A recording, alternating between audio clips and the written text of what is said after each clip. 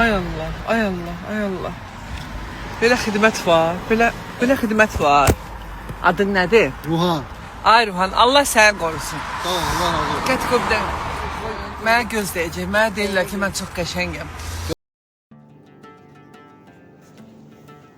Tanınmış şairə Nazilə Səfərli ilə bağlı maraqlı anlar gündəm olmağa davam edir.